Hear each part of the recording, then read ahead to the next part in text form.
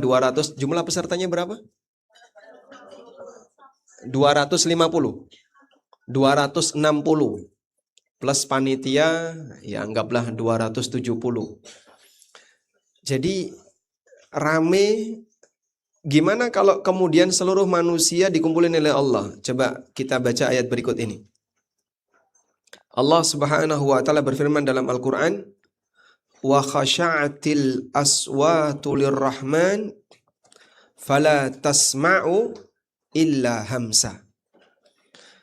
Pada hari kiamat kelak, khasha'atil aswat, seluruh suara itu khusyuk, lirrahman, di hadapan Ar-Rahman, fala tasma'u illa hamsa, sehingga engkau tidak mendengar kecuali cuman suara apa?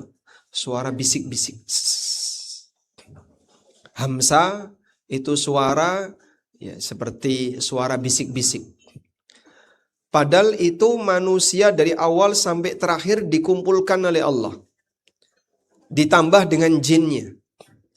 Tapi karena semuanya sedang dalam kondisi takut kepada Allah, sehingga tidak terdengar suara apapun kecuali suara gerakan seperti suara bisik-bisik. Nah, dari sinilah kita bisa melihat makna bahasa dari kata khusyuk. Kalimat wa khasha'atil aswat, khusyuk artinya adalah al-khudu, nunduk. Suara nunduk itu suara yang pelan. Suara yang nunduk itu suara yang tidak terdengar. Wa khasha'atil aswat, semua suara nunduk di hadapan Ar-Rahman. Fala tasma'u illa hamsa, sehingga kau tidak mendengar kecuali hanya bisik-bisik saja. Kita belajar khusyuk, ini salah satunya diawali dengan cara belajar untuk selalu nunduk.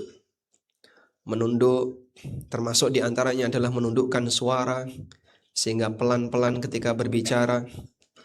Karena belajar khusyuk tidak hanya khusyuk ketika sholat, karena kita juga perlu khusyuk ketika aktivitas yang lain, terutama ketika beribadah kepada Allah, termasuk diantaranya saat berdoa.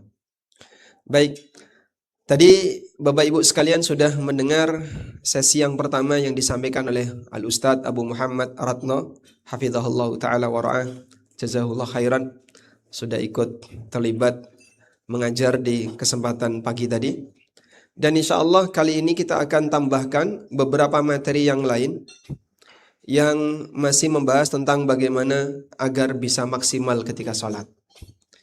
Tapi sebelumnya mungkin ini sebagai pengantar sedikit mengenai belajar fikih sholat.